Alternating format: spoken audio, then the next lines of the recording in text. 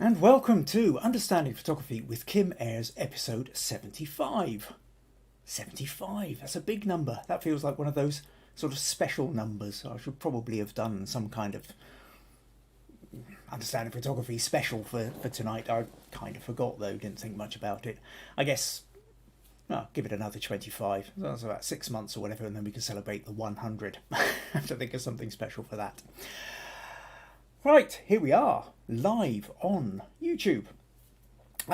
So tonight then, actually I suppose I should probably just sort out that bit and then sort out this bit, and yeah, things I'm going to talk about are, in particular I wanted to talk about a set of photographs I did of my daughter. Now it's not just complete daddy indulgence time, of course there's always a little bit of that, but it is about a set of photos I set out deliberately to take, which are slightly different from the way you would normally perhaps photograph your daughter. I was going for this notion of a kind of melancholic stillness, and I ended up capturing something that really caught me quite by surprise.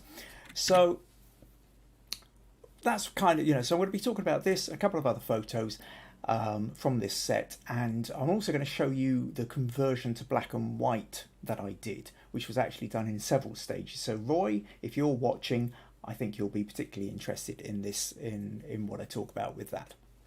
Also, second half of the programme, we have the critique section. We've had 4 people send in for critique. Vandana was standing in a lift with this woman who had a face mask on, who turned herself into the corner. She took this photo, but then she's kind of a bit worried that she might have overcooked the editing a bit. So we're going to look a little bit at that, because she sent in the original too. Becca was out at a castle and was trying to capture a sense of the different ages of it. She did this and she did a black and white version. She wasn't sure which is the best, so we're going to look at both and come up with a couple of comments on that. Roy was out at a sculpture park and took a photo where he did a couple of different black and white conversions, and this being one of them, and was again looking for a bit of feedback as to maybe was there a better way of going about, which one has more impact. So again, we're going to talk a little bit about that, and then we've also, Nurije was sort of rushing out to try and get some sunset photos, missed the actual sunset as she was struggling to find a place to park, but did manage to get this shot of the swans silhouetted, and is looking for a little bit of feedback on critique on that. So that's what we're going to be chatting about tonight. Right at the moment, unless you are watching the recording of this, as I talk now, we are live. So leave a comment. Let me know you're here. Let me know where you're from, especially if this is your first time here. It's always good to know where in the world people are coming from, because quite often we've got people from 4 hours ahead of us, 5 hours behind us, several hundred miles of north and several thousand miles to the south. So we've got a good spread here. So yeah, leave me a comment, let me know you're here, and say hi. Yeah, I can see that actually we've got a few comments in already. So yeah, Pat managed to last minute panic, but she managed to sort of get here. Unfortunately, she's got to leave early. So it's lovely in Somerset down at the moment, very warm. Roy, oh good, you have managed it, Roy, welcome. Says hello. Oh, Maggie, my wife, says hi. Jack Leroy says, hi, new here. Welcome, Jack. So glad you could make it along. Hope you find it interesting. John from Ohio is here. Rosemary is also saying good evening all. Oh, Jack's from the Wisconsin area in USA. Meg says good evening to everyone. Nurije says hi, hello everyone. Pat saying hi to Meg. Keith is saying hello again from a beautiful evening here in Dumfries and Galloway. Brian's also from Dumfries, says hi all. And Jackie from South Africa is saying hi to everyone. So yeah, this is great. We've already got several people in from around the world, and messages coming in, so that's really good. And yes, at the moment we've sort of suddenly had a burst of late summer into this sort of what was already starting to feel quite autumnal part of Scotland. Oh, Stacey's managed here from Pennsylvania, says good afternoon, nice and sunny too. So yeah, we've actually been having a really warm day, and apparently it's going to get even warmer. Well, I know compared to some of you, 26, 27 degrees isn't particularly warm. For us here in Scotland, that is sweltering. Right, okay, so we have people in. Let's go for it. So what I want to talk about this evening then is a set of photos I took of my daughter Meg. And basically what happened here was there are various sort of photo competitions out there, not the online ones like Guru Shots or Photo Crowd, but there's some of things like Scottish Portrait Awards or the Taylor Wessing, or even things like Lens Culture, which can do some quite highly prestigious photography awards. And one of the things I nearly always find, the top winners, very often, a large proportion of them will have what I can only term as a kind of melancholic stillness. They're nearly always in black and white. They're nearly always somebody looking at the camera, and there's always some kind of sort of air of melancholy about it. You don't tend to get very many of these portrait winners which have people who are in action or really engaging powerfully with the camera in a more positive or quizzical or interesting light. There's always this sort of slight melancholic air. So I thought, well, okay, what do I want to do about this? So I've tended to avoid these, or rather I've put in my own kind of photos that I normally do, and they've never gone particularly well. So I decided to have a go at trying to see if I could create some photos, some portraits, and I thought, well, I'll use Meg. And the thing about Meg is, for those who don't know, my daughter Meg has Down syndrome.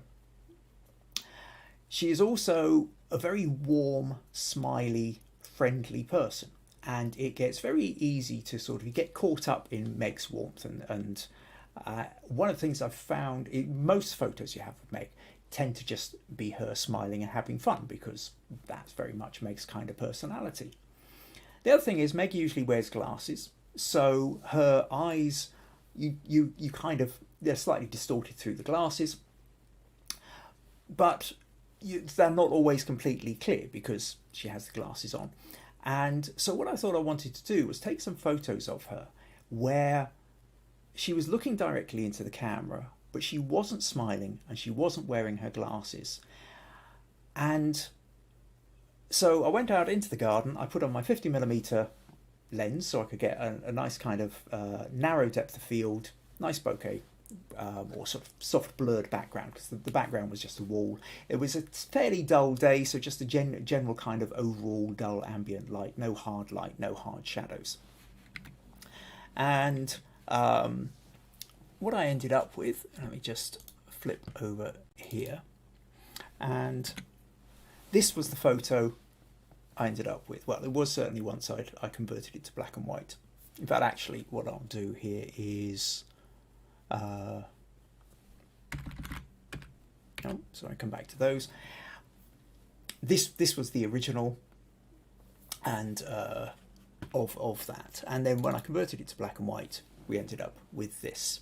Now, to put this into some kind of context, what you just saw a couple of flicks there of, is the thing about Meg is there's always been this sort of slight sense of almost otherworldliness to her. Have to shove up, here's the baby pic. This was Meg when she was about 5, 6, I think she was about 6 months old. I think this one was taken shortly after her heart operation. When she was about 5 months old, Meg had to have open heart surgery, which fortunately went well. And this was a photo taken of her not long after that. But there was always this sort of slight sense of, while she was always beautiful, always had this wonderful smile, but periodically she would, she'd just look at you, and you really got the sense of the fairy child. And it's difficult. It's difficult for me. I'm a father, so I have a different relationship with her. But there was always this sort of sense of almost a kind of other with Meg, like she had one foot in another realm. And sometimes that would sort of come out in photos which were sort of slightly kind of haunting in some ways. I mean, sometimes also the fun. I mean, just the sheer joy of life. This was very much kind of this idea here of, you know, I'm scraping through the old family albums here, but you can see just the absolute joy of her sort of running across the lawn here. But then you would sort of end up with photos like this every now and again, where again there's just this sort of changeling or fairy child or other realm, slightly haunting sense to Meg. But then as she got older and you know, she started wearing the glasses, and a lot of this kind of idea sort of disappeared. And then when I ended up taking this photo, and of course now Meg is 23 years old. She's a young woman. She's grown up. She's not the fairy child anymore. And yet somehow there was something about this which really caught me. And especially once I sort of converted it to black and white, where I kind of emphasised like the pale blueness of the eyes and stuff. So I'll talk in a little bit about how I did the conversion process. But this photo I found almost haunting in some ways, because it captured a Meg in the way that I don't usually see her. Just before this, I'd taken, I started off with this. I'd actually, when I was doing the set, I thought, I've seen various photos of somebody, the melancholic stillness, sitting at a kitchen table. So I thought, we'll try this. We'll do the kitchen table shot. And I quite liked this, but it was when we moved outside and we got this. And then a couple more, one where we had, she's got her head tilted back here. This was something else which I wanted to try, was, again, normally with photos, you're trying to get somebody to tilt their head forward slightly because it's a little bit more welcoming, accepting, engaging. Whereas when the head's tilted slightly back and you're sort of jutting your jaw out slightly, it's like I'm not attempting to be warm towards you. If you're going to engage with me, you're engaging with me on my terms. I'm not acquiescing to you. And again, which is very unlike Meg, but again, this photo for me just felt very, very different. We played a little bit more, and then this was another one from the set which I absolutely kind of fell in love with. Just she had her hair down, it's going over one eye. But again, there's this sort of haunting, otherworldly, very un-Meg-like and yet very Meg-like at the same time. Now I sent these off, unfortunately they didn't get anywhere. That didn't really worry me, that didn't bother me. I felt that I'd really captured something really interesting with these photos. Tell you what I'll do, I'll flip back and just see if there's any comments, and then what I'll do is I'll go through and I'll tell you about how I converted these to black and white, because there is a difference. It's quite a striking difference between the colour and the black and white versions. So let's just close those for the moment. And oh, Meg says she got just a little bit emotional there, but she's fine now because Meg is actually watching this. Pat says such a little cutie. Viji says a delightful child. Nurije says she looks so happy, and Viji's giving Meg hugs. So yeah, okay, so that's kind of giving you a sense of the photos and where I was coming from to create them. So what I want to do now is show. So I realised I haven't actually opened up Photoshop yet. So what I want to do is show you the conversion process, because as I've talked before many times, there's several different ways you can convert to black and white, and I think what can be quite interesting, and what I did with this was I sort of mixed it up a bit. I didn't just do one way of converting. So if I okay, let's double click on that, and what I'll do is I'll show you once that appears on the screen. I'll flip over. Is it going to appear on the screen? Right. Okay, doesn't appear to be. Let's just, okay, I think everything's just taking a little bit longer than I intended to. So let's flip over here, and what we can see is, so this is the raw file, and Okay, I'm not going to mess about too much with it. Let's just sort of open it fairly straight and talk about that notion of converting to black and white. In fact, actually what I will do here, I'll change the workspace to this one, and then that way I take up this space in the top right and you can still see what I'm doing down here below for those who happen to be interested in it. So we've opened up this. Now, what I want to do is show you first of all that if I just do a straightforward desaturate, you can do that and it's kind of okay, but it's fairly dull. And this is one of the things that we found before when we've discussed about converting to black and white, is it tends to create a fairly flat image.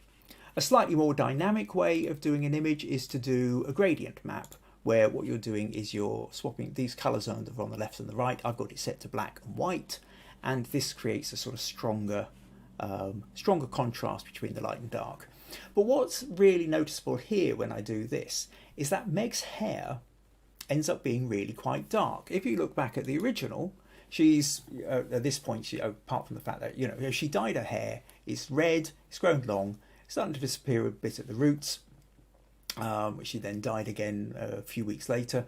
But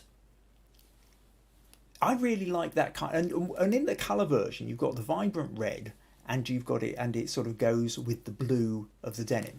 And then what also happens is the blue of her eyes, which is very then similar to the kind of the colour in the denim, also ends up kind of acting as a bit of a match. So when you convert to black and white, you miss that. And when we do this, the eyes seem quite dark, the hair seems quite dark, everything sort of seems to be disappearing below. So at this point then, what you can do is you can turn to the channels. For those of you who watched this before, if I go to the channels layer, you can essentially set it up as a bit like filters. So the red channel, everything that's red becomes pale. In the green channel, it's somewhere in between. And the blue channel, the reds become dark and the blues become pale.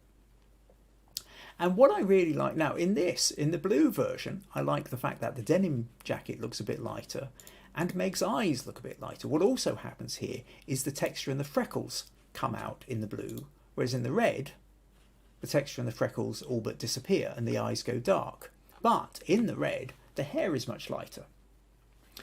So it then becomes a case of, well, shall we sort of mix and match a little bit? So if I just select that, copy, go back here, and paste in that. But what I then also do is I'll come back here. Actually, okay, let's just label that as red so we know which filter that was. Then we'll come back here and we'll grab the blue one as well. So select all, copy, come back here and paste, and we'll call that blue. So now what happens is, I'll tell you what, let's just make this a little bit bigger so I can see what's going on. If I take this hue saturation, and it's fairly dull, but say I overlay the red. Now I don't want everything in the red, all I really want is the hair at this point. So if I get to the hair and I create a mask, and then I paint out, or rather, let's just fill it first of all, so we've got the original just desaturated. And then what I'm going to do is I'm going to swap that to white, and I'm going to paint back in the lighter coloured hair. That's 50% actually. Let's just chop that up to 100, because I want to have that round like that. And you can see now that makes quite a difference into the hair. The hair's gone from that to that. And then what we're going to do is we're going to contrast it a little bit more by bringing in the blue layer. And again, what I will do is I will do a mask, a fill mask on that. But what I want with the blue layer is I want to get these eyes. So if I bring out these eyes like that, and then maybe a little bit more over, and bring out a little bit more in the way of these freckles, darken them out a little bit. And perhaps even, I could even do Do I want some patches on? Yeah, I think I can probably lighten up the denim jacket a little bit like this as well, because the denim is blue. Maybe actually I don't want too much of that. So I'll do 50%, take that down. Just darken it a little bit. But I quite like some kind of lighter patches. And you see now, so now we've got quite a different kind of feel to it. If I just, let's just group those together. So you can see rather than that, we've now got this. And then I think this makes it more interesting. If I select, create a new layer with that, and then we do things like we go into camera raw. What we can then do is we can put in a vignette, just kind of darken down the top so that our attention gets drawn more here. And then we can come in and we can up the exposure a bit, play with the contrast a little bit more, maybe bring out a little bit more texture, maybe the clarity. Yeah, and I like that. And now what we're doing is we're really kind of playing with the contrasts and texture and what have you. And we end up with this, which is something quite different from that, and certainly from that, and from that. So you can start to see that we've then created a very different kind of photo by the black and white, and by mixing up the black and white, by mixing the red layer and the blue layer, it's given us a chance to selectively get the best of each. So we've managed to use the blue layer to really bring out and make her eyes really stand out much more, could become much paler. And we've also allowed to lighten up the hair, which I quite liked, because the problem was when we originally converted it, what seemed like bright red hair then just became very dull and dark. So that's really what I wanted to show you, was to really try and help you to think about the idea that when you're converting to black and white, rather than just dragging the slider to the left and desaturating the colours, that if you have an editing program that allows you to separate out your channels, to do different versions of black and white, then to sort of mix and match, and you play with the layers of them and allow different aspects to come through. So I hope you found that interesting. Okay, so you've got a couple more comments here. So Jack says, we worry way too much about how we finish in contests at times.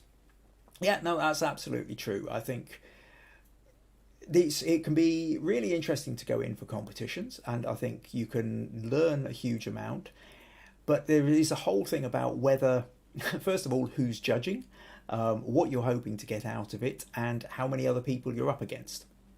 I think it's fine to go in for them. I think it's really, as you say, kind of but it's not so good to get too hung up on them. Brian says, must be proud of Meg in the way she's turned into a lovely young lady. I'm extraordinarily proud of Meg, Brian, yes. Stacey says, Meg, your dad's photographs, so you show a side that puts you in a higher plane. Very flattering, you're beautiful. Pat's agreeing with Stacey. Jackie's saying, the images of Meg are sure on another level completely. Jim says, hi Kim and all, just back from a long weekend in Paul Patrick. Sorry for no submission critique this week. A beautiful picture of Meg, by the way. Okay, Jim, thanks. And Stacey says it's a great idea on how to edit in black and white. So yes, I think, Jim, you just kind of missed the backstory of the photo of why I was of doing the conversion, but you can catch up afterwards. Cool, right. Roy says the different versions of Meg were fascinating to see, and so different in MMOS. Nope, you've retracted that. Message retracted. Okay, you might have to write again what you were going to say, Roy. So, yes, that's kind of that bit. So just a little reminder here that... and certainly for anyone who's new here, that we also have a Facebook group called Understanding Photography with Kim Ayres. Just type that into Facebook and you can find the group. And if you haven't already, feel free to join the group.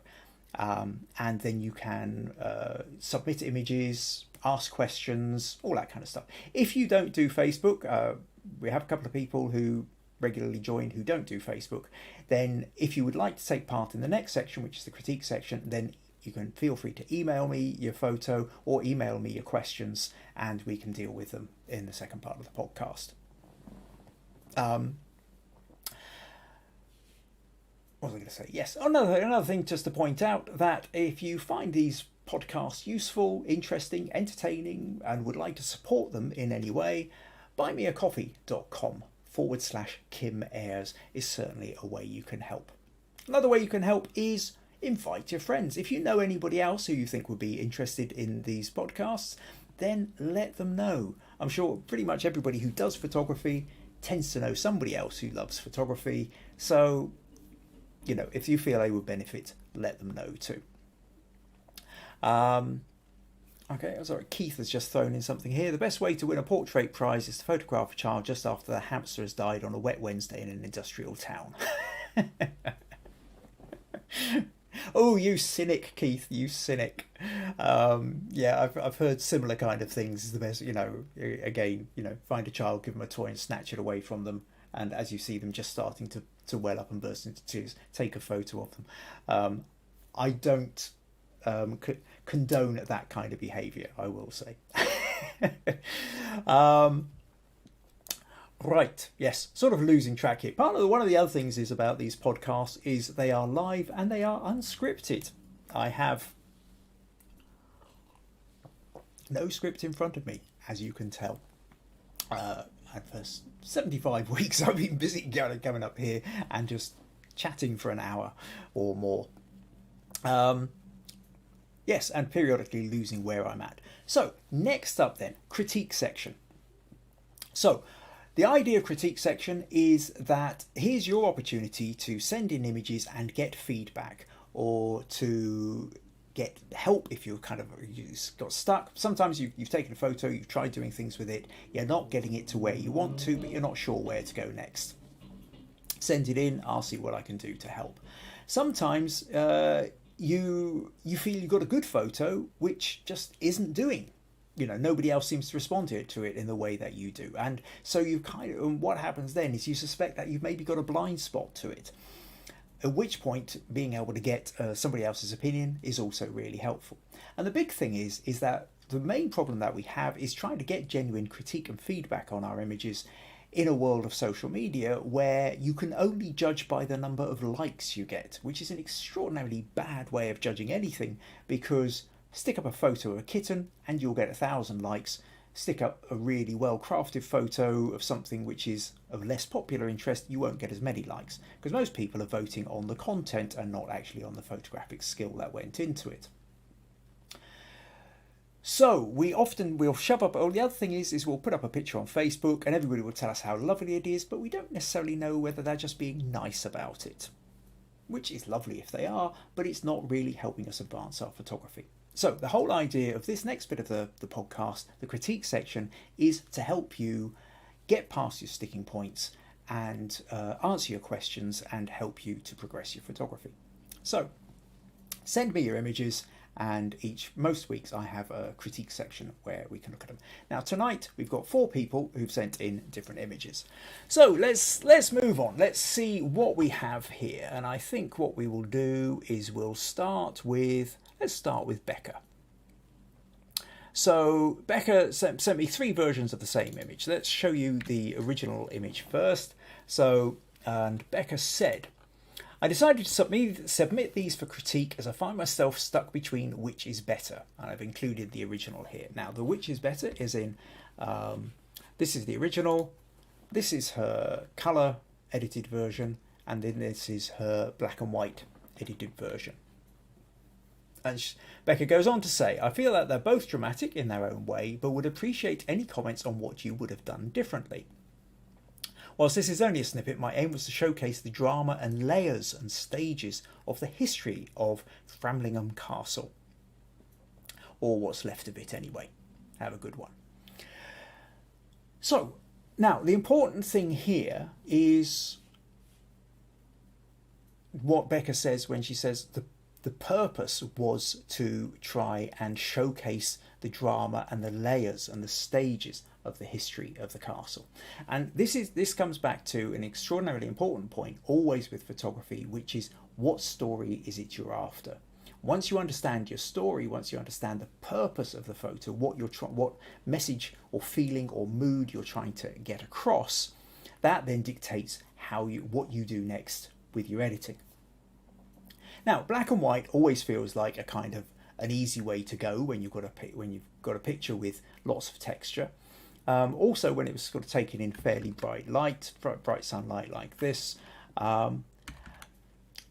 However, my feeling with this is that part of the problem with the black and white is we have lost some of the layers. If you're talking about the kind of the layers through history, it's not just the case of the fact that we've got the broken walls and the falling down building.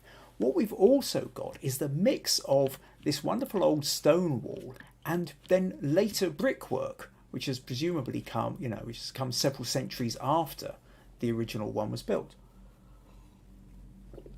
And I think probably just down here looks like we've got some kind of brick parts into a post part of the wall here as well. So, and I think actually that when you're in the black and white version, you lose that. Whilst you can see there are bricks, they're not standing out in the way that this does. In this one here, that reddish orange of the bricks really then kind of leaps out at you, I think. And so really, I think in terms of colour or black and white, I am definitely much more drawn to the colour, because I feel that the colour is emphasising the story that you're talking about, which is the stages and layers of the development of the castle through the centuries, which I don't think the black and white necessarily gives you.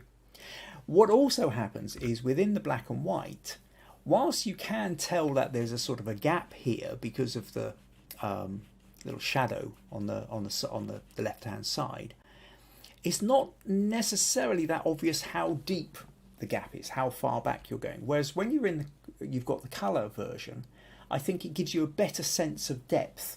You've got more of a sense of what's kind of how far back that inner wall is. Especially because there are sort of some bricks, these bricks stand out a bit more obviously here, and we know that bricks tend to be of a fairly uniform size. So if these bricks are this big here and that big over in the central part, then we know it sort of allows our brain to automatically give us a sense of roughly how far away that is in relation. Whereas when we're in the black and white version, it's not actually so obvious that these are bricks. They could be slabs. So this is where I think your colour version kind of works. Interestingly, when this was put into the Understanding Photography with Kim Ayres Facebook group, Scott came in and put a couple of comments underneath as well, one or two of which I thought were worth talking about. Now, one of the things he talked about was he would have been tempted to go have a wider angle lens or to have stepped back a bit more, and then that would have given you a little bit more sense of the castle. And I think there is a sense of that. I think there is a kind of feeling that if you were just a bit further back, you'd maybe get more of a sense of this gap and the walls around it and the fact that you're looking through it. The other thing is there's a little kind of tunnel, whether that's a window or a gateway, I'm not sure, but you've kind of played it down somewhat. Whereas in the original, you can see it a bit more strongly. And I quite like the fact that there's something here, except for the fact that there's not quite enough of it. And again, I think maybe a slightly lower tilt actually to get in some of the factors so that you can go and see you're seeing the countryside beyond, then becomes also part of, it gives you a hint of the setting of the castle as well. So maybe slightly further back, maybe wider, but also a little bit lower down so that you could get in that thing. I think, so compositionally, I think that would have been a bit more interesting. Scott was also suggesting the idea of using an ND filter or neutral density filter so that you could do long exposure photography and during daylight. For those of you who aren't sure, a neutral density filter is a filter that you put over the lens of your camera, which essentially acts a bit like sunglasses. You're restricting the amount of light that comes in. Now, normally when we're doing photography, we try to get as much light as we can in through the lens because it gives us more options. But if you're trying to do slow shutter speed, so you want to have kind of creamy movement of clouds sort of smearing across the sky, you can't tend to do that in daylight so easily because you've got too much light coming in. And so your shutter speed will never get slow enough. Whereas if you stick a filter over the front, essentially that allows you to then limit the amount of light that's coming in, so you can do a longer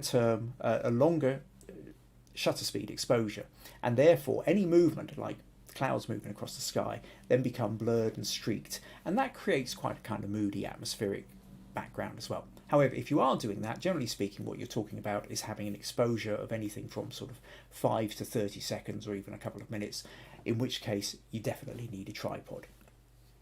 So, thought that was worth mentioning on that. But to come back to here, I think the notion of the black and white or the colour, my preference goes with the colour.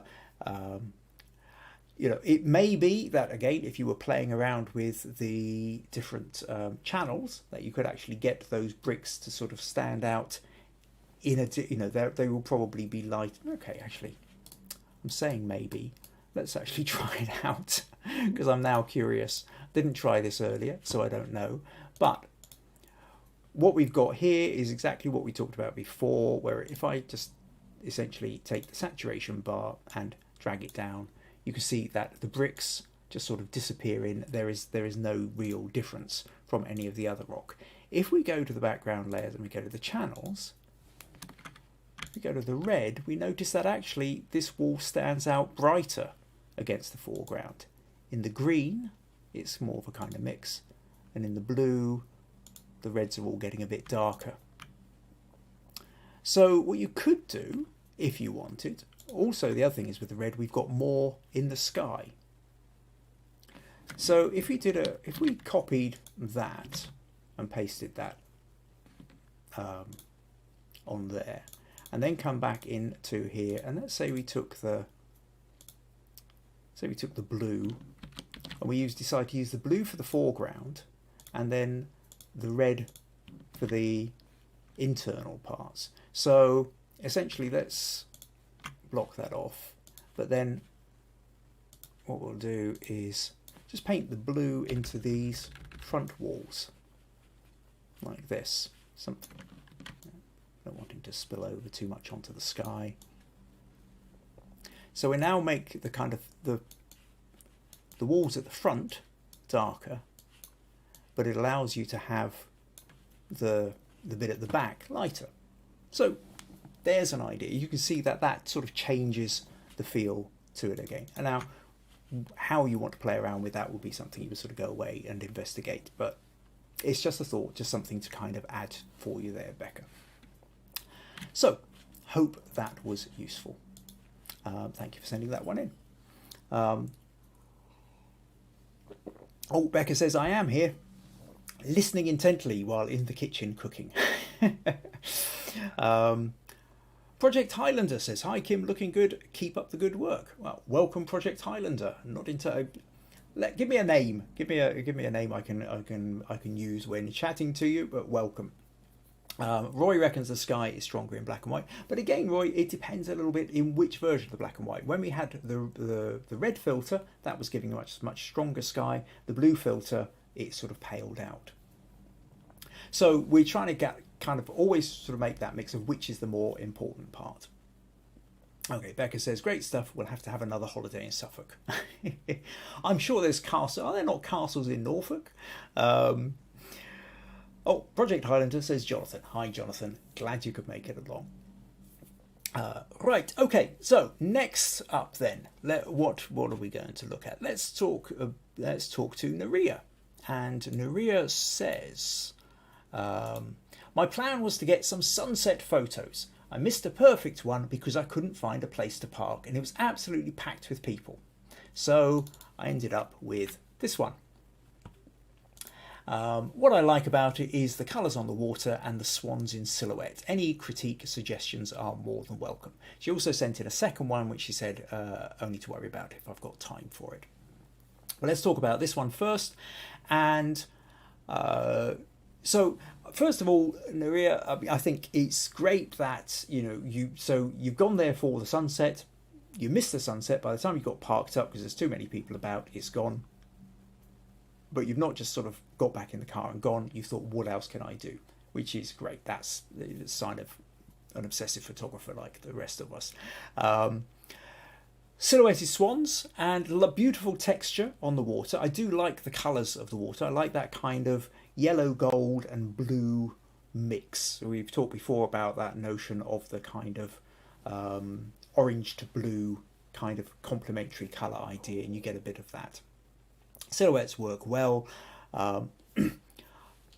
The only kind of problem that I feel that we've got here is the fact that it's very noisy, and the detail isn't particularly, I mean, just on this screen here, the moment I zoom in, we can see it's quite noisy and it's not overly sharp either. It's a little bit blurry. It kind of feels like it was either done on your phone or your original photo was cropped in much, you've cropped in a little bit out of something that was much bigger, but we've lost some of the detail. We've lost some of the information in it. And so as such, whilst this would work fine on a screen which is, a web level, perhaps on a tablet or phone, once you start getting to desktop, which is how I'm looking on this, I'm aware that the quality isn't fully there and you would never be able to print that up bigger. So depending on what kind of lens you were using, the main thing you really want to try and do is get it as sharp in focus as you can, and obviously you're trying to get as much light in as well. So yeah, it's really just the quality thing. But having said that, I think I like that idea. The silhouettes work well, and there's lovely patterning in the water. So that's certainly worth certainly worth finding that. That was good. Now your other picture was this, which this presumably is that just past the sunset. And really, I think we've got a beautiful sky. We've got silhouettes of all the boats in the foreground, but we kind of feel like it's just a bit too dark in the foreground here. And I think this is just really one of selective lightening and maybe cropping a little bit. That if we come into here, first of all, I feel that okay, well, let's actually just talk about the light.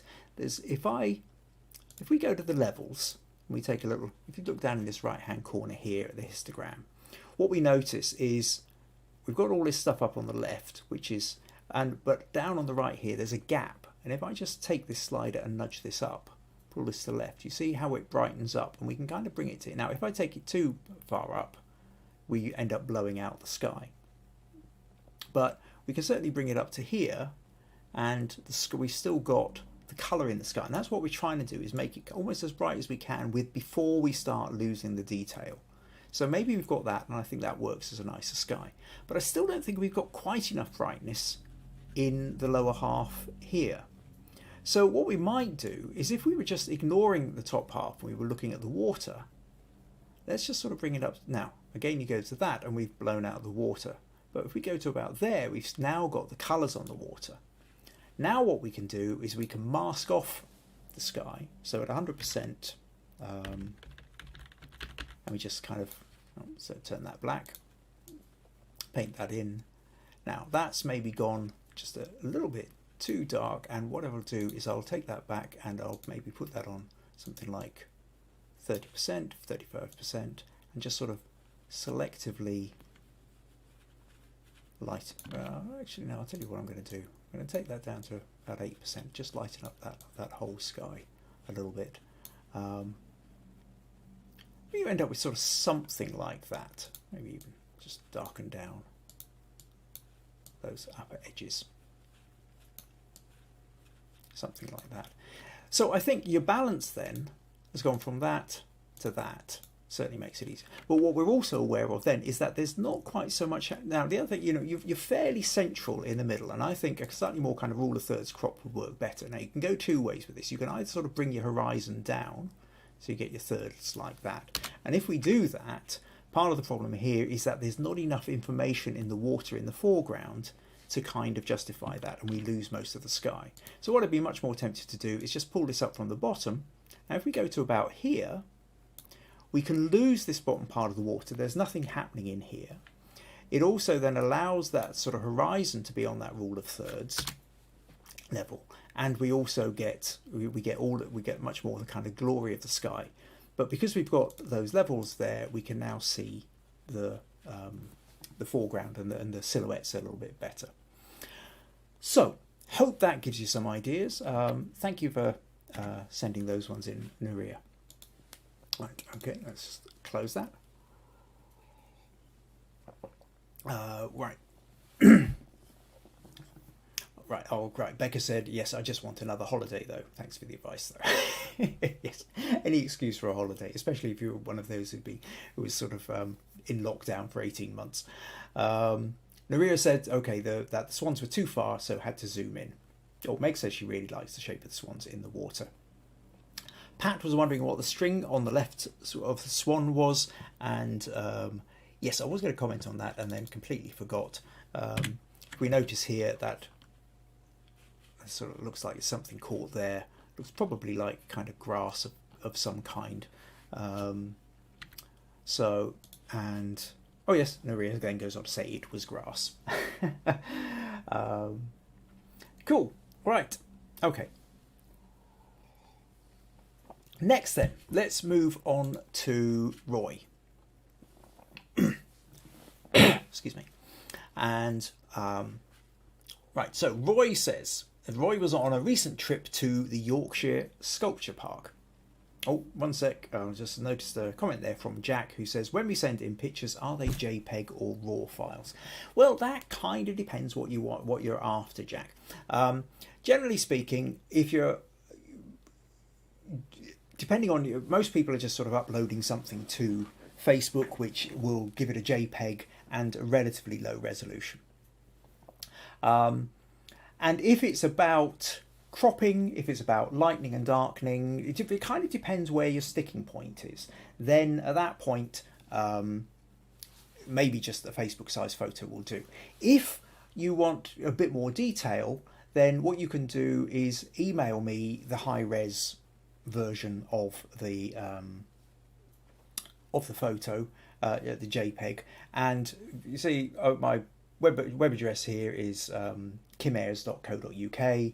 Just make it kim@kimayres.co.uk. Label it photography, critique, or podcast, or something like that. So the raw file, these tend to be big, so only send me the raw file if there's something specifically that about the conversion process from raw that is part of your question. I don't have time to sort of sit down and sort of do a 3-hour edit on any particular photo. As you can see, we're sort of mucking around on sort of 5 to 10 minutes. But sometimes questions are specifically about an aspect of converting from raw, or things that you can do in raw which you can't do with a JPEG. Because for sure, the thing about a JPEG is it doesn't contain all the information. So sometimes if you're trying to draw more detail out of the darks or more detail out of highlights which might appear blown or lost on a JPEG, then you can get more detail out of the raw. So it kind of a little bit depends on the question you want to ask as to whether you need to send me the big file or not. Send something in, let me know what your sticking point is and where I can help. And if you want to send me the raw file, that's fine. The main thing is to tell me what it is that you're wanting out of, is it about the crop? Is it about the composition? Is it about something technical within the conversion process or editing process? Is it about the story, the narrative of trying to capture? Tell me what it is you were hoping to get. Tell me what it is you were hoping other people would get from it, and tell me where you kind of feel like you're running into problems, and I'll do my best to help. Okay, right, so where was I? Yes, Roy. So Roy went to a sculpture park in Yorkshire, and he took a photo of, right, so sorry, let me just find this.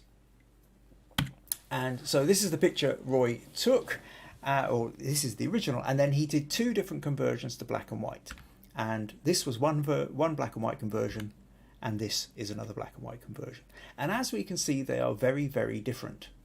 Even though the obviously the shape is the same thing, it's the same picture.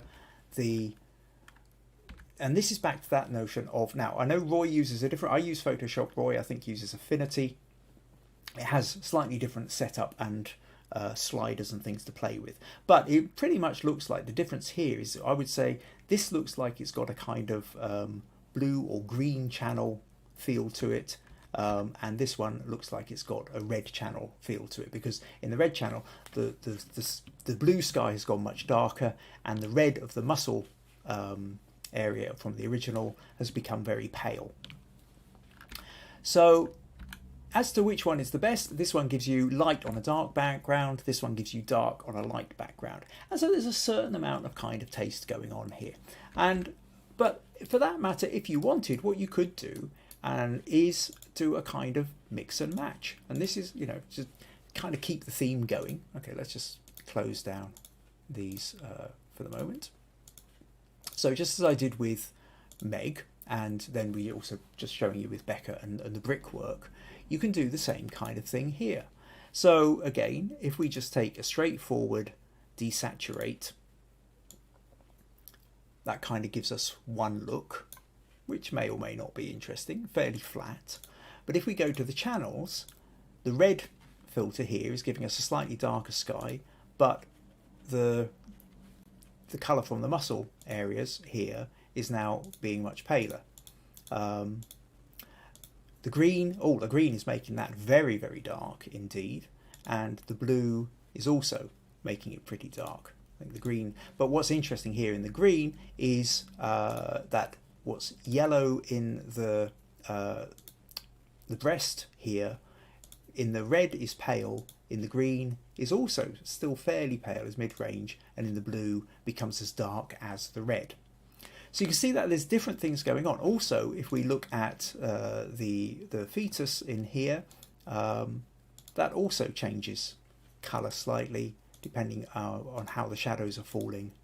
And so what you could do with this is you could take one part from one and one from another.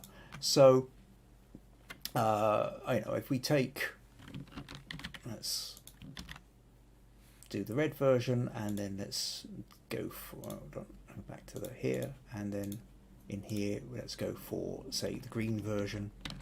The other thing I actually notice about this is if you look at the background, the grass in the red is fairly, the red and the green is not making a lot of difference. The blue, it all darkens down considerably. So what are we saying? Say we take the green, copy that, and into the channels, paste here. So, if you wanted to have that dark here, but you also wanted, or you wanted to do more selectively, you can take one, and then if we just mask that, you can kind of paint in. Take that back up to 100%. So you can paint in the kind of darker areas if you want it, so you can kind of have that darker sky, but you could also have the darker bits here. So that's really all I want to say about that. Is that, think about, and this is really, I'm glad you're watching tonight, Roy, because it is about that idea of, don't just feel that there's one, you need to stick to one way of converting. Use layers, use masking, and mix it up, because one part of the photo might work better with a blue filter, another part of it might work better with a red filter, another part of it might just work better with a straightforward desaturation or a gradient map. And I think that's where you can really get in and be creative. Now, having said all this, and you're going to hate me for this, I have to say, I think the colour works better on this particular occasion. I know you have a love for black and white. The difference here is that I think what you're talking about is you're taking a photo of this statue, and this sculpture has been created very specifically with these colours in mind. So we've got the red representing the kind of the muscle, we've got the yellow representing the fat cells, we've got the pink of the embryo in here, we've got the white of the skull, we've got, so these colours were chosen by the sculptor in order to get the thing across. And then we've got that fantastic, clear, strong blue sky, strong green field in trees, and then you've got the reds there and that yellow on the breast as well, means that we have really strong, vibrant primary colours kind of going on, and that's kind of where it works. Having said that, there is also very much this notion that if you're going to take photos of sculptures, or take a photo of artwork, somebody else's artwork, then you're either doing it as documentary or you're putting your own spin on it. You converting it to black and white is you putting your own spin on it. I would also be tempted, I think, whilst I think, yes, what you've done of the two sides, clearly this is the cutaway side, so it's texturally more engaging than, say, had you stood the other side of the sculpture.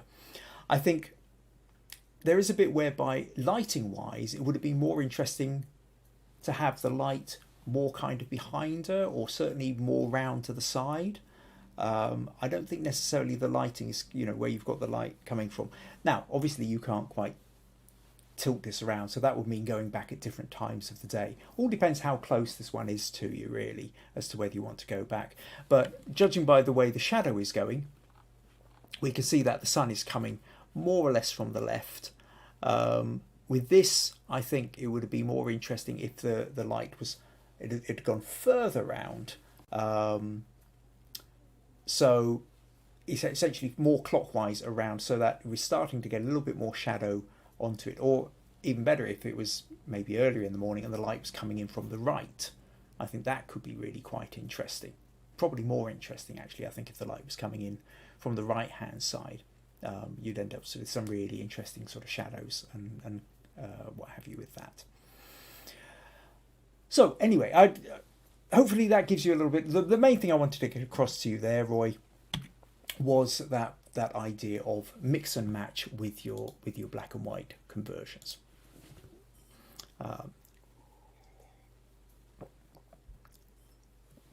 Okay, Pat says these left me speechless. The object rather than photography, and Roy says it's Damien Hirst sculpture. Right. Okay. Oh, Jack says, could you have used a flash? Generally speaking, I wouldn't have said so. Not in bright daylight from the.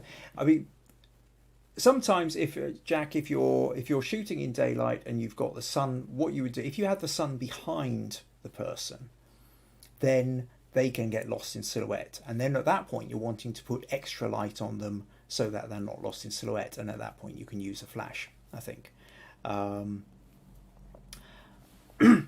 But really, if you've got the sunlight, your first thought is, how can I use the sun to cast the shadows? Because photography isn't just about the light. Photography is very much about, or can be very much about, the shadows. And especially when you're talking about sunlight, you want to be at an angle where the shadow is creating maximum amount of texture.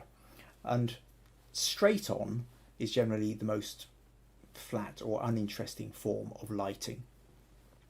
The more you come round to the side, the more you get that layers and textures, and then as the light moves around behind, that creates more kind of something quite beautiful, quite special, quite slightly otherworldly backlight. I always tend to think backlight is something of a photographer's secret weapon.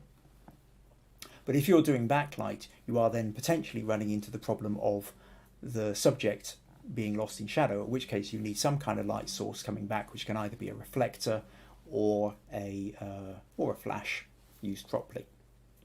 So thoughts for that one. Oh, Roy says, thanks, I'll try that. Yellow Leaf Production says, hi from Norway. Hi, Yellow Leaf Production. Give me a name, please, if you can. Yellow Leaf Production doesn't sound quite as intimate as whatever your name is.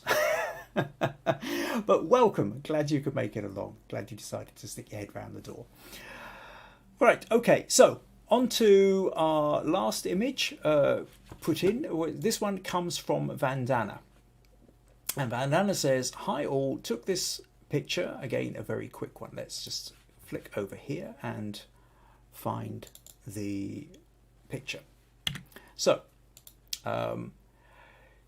took this picture while in a lift. The lady was so paranoid that though we were both wearing masks, she still faced the wall all the way down. Demonstrates effects of COVID on mental health and the elderly. I wanted to enter it for a competition as a Face of London. Critique, please. Now, actually, this is the unedited version. Vandana's, oh, not that one. This was Vandana's edited version. She put this one in first, and then sent in the original as well, so we could kind of see what's being done here. And what's kind of interesting, obviously the edited version is a much darker version. This one much lighter. I can see where you were going with the edited version, Vandana, but I tend to feel that it's probably gone a bit too tight. We've lost the legs completely. The other thing is here, in this one, we can make out quite clearly that she's wearing the mask. The mask, I think, has been lost in this. You've got to be going in and looking for it in order to find it.